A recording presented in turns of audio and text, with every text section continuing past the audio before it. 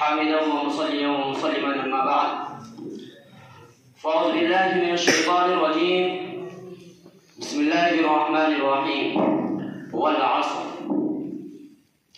ہمارے پرم آدरणीय अध्यक्ष महोदय, हम सभी के चहेते व समाज के लोकप्रिय मुख्य अतिथि जी, इस कार्यक्रम को विशिष्टता प्रदान कर रहे विशिष्ट अतिथि जी, इस कार्यक्रम के महत्वपूर्ण अंग हमारे शिक्षकगण तथा हमारे सहपाठीगण, आज आपके समक्ष जिस विषय पर भाषण देने के लिए इस सभा में उपस्थित हुआ हूं वह है मुसलमानों की वर्तमान स्थिति और उसका समाधान. प्रिय मित्रों, मुसलमानों की वर्तमान स्थिति बहुत ही दुखद, असह्य एवं अपरिचित है. हर जगह मुसलमान अत्याचार, दुर्व्यवहार, नरसंहार एवं अपकर्षक से उत्पीड़ित है. कहीं दाढ़ी रखने पर प्रतिबंध, तो कहीं अजान देने पर प्रतिबंध, तो कहीं हिजाब पर प्रतिबंध, तो कहीं इस्लामी प्रथा एवं उसके अनुपालन पर प्रतिबंध लगाया जाता है.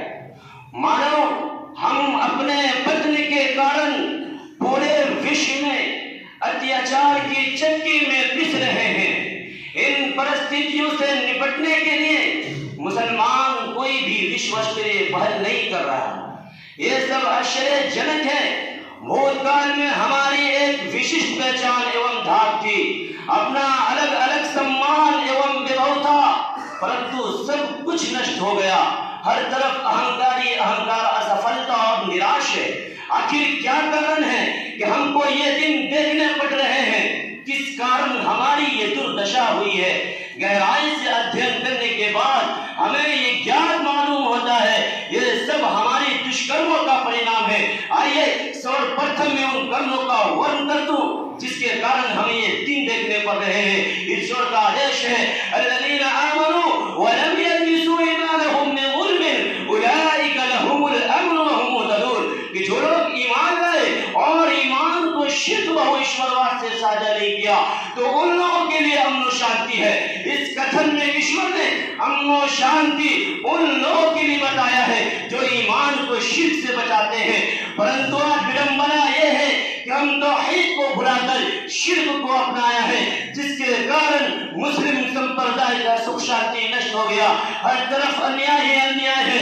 कुरान सफलता का स्रोत है, कुरान ही प्रेरणा की ज्योति है, उसका छोड़ना हर प्रकार की असफलता का घोतक है. आज हमारे असफल होने का सबसे बड़ा कारण कुरान को छोड़ना है. ईश्वर का आदेश है, वक़ाल रसूल या रब्बी इन्न कौम इत्तखज़ू हाज़ल कुरान महजूरा. ईश्वर ने हमें वचन दिया है, ईश्वर ने हमें आदेश दिया है कि अगर तुम्हारे अंदर ईमान रहा तो तुम्हारी ही विजय होगी. पूरे विश्व में शक्तियां तुम्हारी चरणों में होगी, पूरे विश्व में तुम्हारी राज होगी. इसकी घोषणा करते हुए ईश्वर ने दूसरे आकाम में कथन किया और कहा वल अस्र इन्नल इंसान लफी खुस्र इल्ला अल्लज़ीना आमनू व अमिलुस सालिहाति व तवासौ बिल हक़्क़ि व तवासौ बिस सब्र. सौगंध है बीते हुए जमाने की, निश्चित रूप से मनुष्य घाटे में है. केवल उन लोगों के जो ईमान लाए, एक दूसरे को सत्य एवं धैर्य धारण का आदेश दिया. धार्मिक विवादों ने हमें टुकड़ों में विभाजित कर दिया है. अभी तू ये कहे कि मुस्लिम शरीर काट काट कर अलग कर दिए गए, हमारे शीश एवं धड़ दोनों को अलग कर दिए गए. शत्रुओं के षड्यंत्रों ने हमें इतना हानि नहीं पहुंचाया जितना हमें धार्मिक विवादों ने हानि पहुंचाया है. एक दूसरे को नास्तिक कहना, एक दूसरे से शादी विवाह लेन देन बंद करना, एक दूसरे को झूठा एवं दुख सिद्ध करने के लिए हथियार उठाना, अपितु काफिरों और नास्तिकों का बुरा व्यवहार करना, ये इतने बुरे कर्म है कि इससे यहूदियत तो यहूदियत, इंसानियत की लज्जत खा जाती है. हज़रत सवाल जो वर्णन करते हैं, आप सल्लल्लाहु अलैहि वसल्लम का कथन है, आप सल्लल्लाहु अलैहि वसल्लम ने फरमाया कि निकट है कि दूसरे समुदाय के लोग तुम पर वैसा ही टूट पड़ेंगे जैसे खाने वाले प्याले पे टूट पड़ते हैं. तो किसी कहने वाले ने कहा, ए अल्लाह के नबी अलैहिस्सलातु वस्सलाम, उस वक्त हमारी संख्या कम होगी? तो आप सल्लल्लाहु अलैहि वसल्लम ने फरमाया नहीं नहीं, बल्कि तुम्हारी संख्या बहुत अधिक होगी, परंतु तुम बात पहाड़ में झांक के सम्मान हो गए, ईश्वर तुम्हारे हृदय में वहन डाल देगा। तो किसी कहने वाले ने कहा, ए अल्लाह के नबी अलैहिस्सलाम, वहन क्या है? तो आप सल्लल्लाहु अलैहि वसल्लम ने फरमाया कि संस्कारिक प्रेम और मृत्यु का भय है। मेरे प्रिय मित्रों, ईश्वर का आदेश है, वमा असाबकुम मिन मुसीबतिन फबिमा कसबत अयदीकुम व यअफु अन कसीर। और मेरे प्रिय मित्रों, ये जो तुम्हें कष्ट पहुंचा है, ये सब तुम्हारी कर्मों का परिणाम है।